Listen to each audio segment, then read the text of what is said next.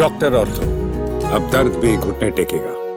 राजनीतिक दृष्टि से गुजरात को लंबे समय से भारतीय जनता पार्टी का भेदगढ़ माना जाता रहा है, लेकिन हालिया निकाय चुनावों में इस मजबूत किले में हलचल के संकेत दिखाई दिए हैं। खासतौर पर अखिलेश यादव की समाजवादी पार्टी और असदुद्दीन ओवैसी की पार्टी AIMIM ने कुछ सीटों पर जीत दर्ज कर राजनीतिक समीकरणों में नई चर्चा छेड़ दी है।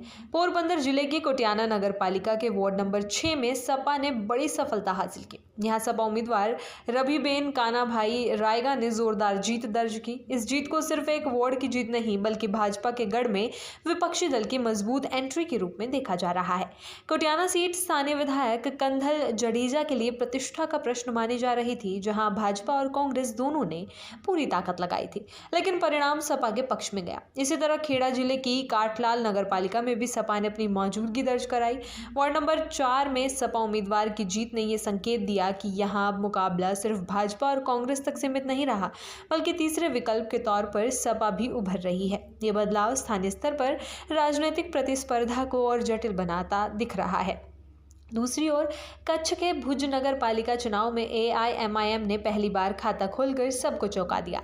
वार्ड नंबर 1 में AIMIM के 3 उम्मीदवार सरफराज, मुख्तार और रोशन ने जीत हासिल की। ये जीत इसलिए भी अहम मानी जा रही है क्योंकि भुज जैसे इलाके में जहां भाजपा का मजबूत प्रभाव रहा है, वहां ओवैसी की पार्टी का प्रवेश नए राजनीतिक संकेत दे रहा है।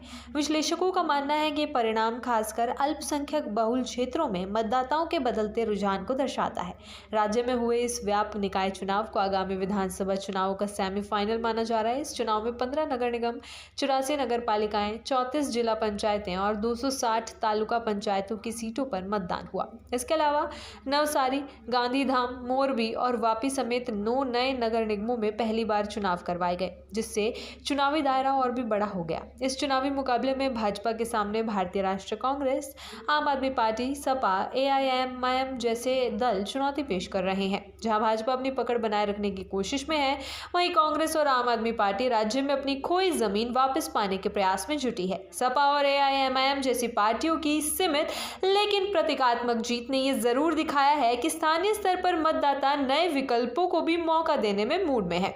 इन नतीजों के बीच सबसे बड़ा सवाल यही है कि क्या भाजपा अपनी पुरानी बढ़त को बरकरार रख पाएगी या फिर विपक्षी दल धीरे धीरे उसकी पकड़ को कमजोर करने में सफल होंगे। सपा और AIMIM की एंट्री भले ही सीमित सीटों तक हो, लेकिन यह संकेत देती है कि गुजरात की राजनीति में बदलाव की संभावनाएं पूरी तरह खत्म नहीं हुई है। निकाय चुनावों के परिणाम अब सिर्फ स्थानीय निकायों तक सीमित नहीं रहेंगे, बल्कि आने वाले विधानसभा चुनावों के लिए राजनीतिक दलों की रणनीति तय करने में भी अहम भूमिका निभाएंगे। डॉक्टर ऑर्थो, अब दर्द भी घुटने टेकेगा।